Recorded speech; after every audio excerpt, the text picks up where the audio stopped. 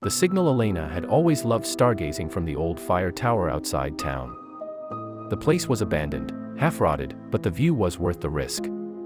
On a clear July night in 2025, she climbed the creaking stairs with her telescope and a thermos of coffee, chasing a meteor shower forecast.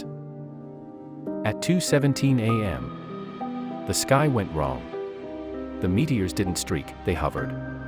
Dozens of them, pulsing soft violet, arranged in a perfect grid that stretched across half the horizon. Elena's phone died instantly.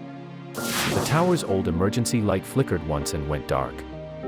Then came the signal. It wasn't sound at first. It was pressure behind her eyes, like someone gently pressing thumbs into her skull. A low, rhythmic hum that tasted metallic on her tongue. She tried to climb down, but her legs wouldn't obey. Her flashlight beam bent, curving toward the lights as if the darkness itself had grown hungry. She blacked out. When she woke, she was still on the tower platform, but everything felt off. The stars were in the wrong positions. Her watch read 2:17 a.m. Still. The battery on her dead phone now showed 100%. And she wasn't alone. Something stood at the edge of the platform, just beyond the reach of the weak moonlight. Tall, too tall, its silhouette wrong in ways the human brain refused to process. Joints where joints shouldn't be. A head that seemed to listen rather than look. Its skin, if it was skin, drank the light, reflecting nothing back. Elena's mouth moved before her mind caught up. Hello. The thing answered by showing her. Images flooded her mind like oil poured into water, her childhood bedroom, but the window was open and something with too many elbows was watching her sleep at age 7. The car crash that killed her brother, except in this version, the truck's driver had no face, just smooth gray skin and black eyes that reflected the flames. Her own body, lying on a cold metal table, chest open, heart still beating while long fingers delicately traced her memories like they were braille. She screamed. The thing stepped closer. Its movement made no sound, but the tower groaned as if something enormous had just shifted its weight onto the structure. Elena ran. She took the stairs 3 at a time, falling twice, skinning her hands raw. Behind her, the humming grew louder, more personal.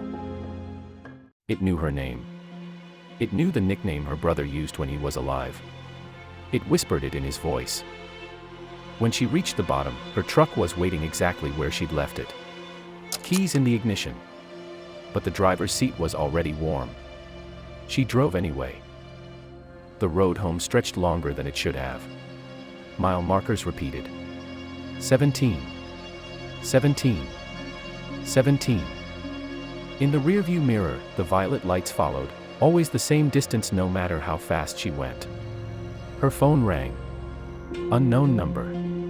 She answered with a shaking hand. A voice that was almost hers spoke. You left something behind, Elena. She looked down. Her right hand was gripping the wheel. Her left hand wasn't there. The sleeve ended in a clean, bloodless stump that had already healed over, as if it had never existed.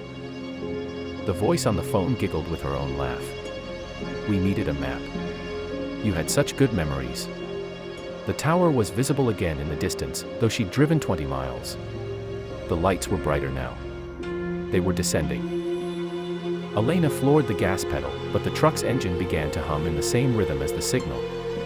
She never made it home. 3 days later, search parties found her truck parked neatly at the base of the fire tower.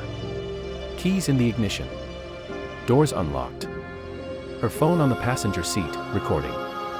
The last 30 seconds of the recording are just her voice, calm and gentle, repeating the same sentence over and over. They're already inside. They've always been inside. Then the recording ends with soft, wet sounds, like fingers gently exploring the inside of a skull.